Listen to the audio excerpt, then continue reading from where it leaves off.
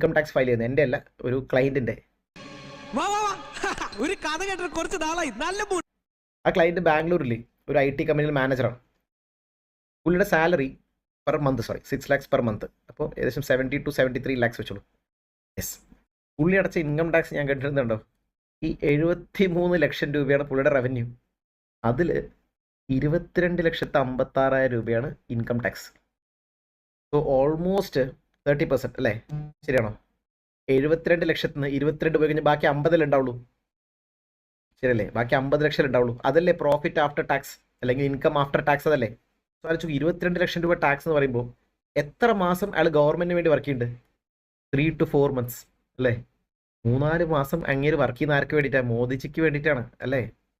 നമ്മുടെ നാടിന്റെ നന്മയ്ക്ക് വേണ്ടിയിട്ടാണ്. നമ്മുടെ നാടിന്റെ വികസനത്തിനാണല്ലോ എന്ന് ഓർക്കുമ്പോ ഒരാശ്വാസം.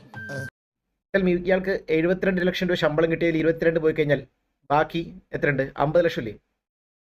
ഈ 50 ലക്ഷം രൂപയ്ക്ക് ഇയാൾ ഒരു കാർ മേടിക്കാൻ വെച്ചോളൂ, ഒരു ഫോർച്യൂണർ മേടിക്കാൻ. ഒരു ടൊയോട്ട ഫോർച്യൂണർ ഏകദേശം എത്ര പ്രൈസ് ഉണ്ടാവും? Okay, 40 lakhs.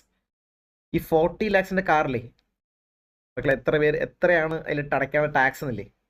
29 ലക്ഷം രൂപയുടെ കാറിനെ, 29 ലക്ഷമാണ് കാറിൻ്റെ വില. 14 ലക്ഷം രൂപ GSTയും സെസ്സും. GST 28%, compensation cess 22%. എത്രയായി? 50%.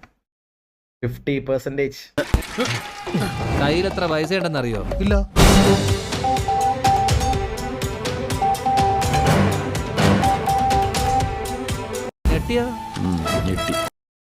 Who will be more happy അല്ലേ? Customer or government? ഗവൺമെന്റ്.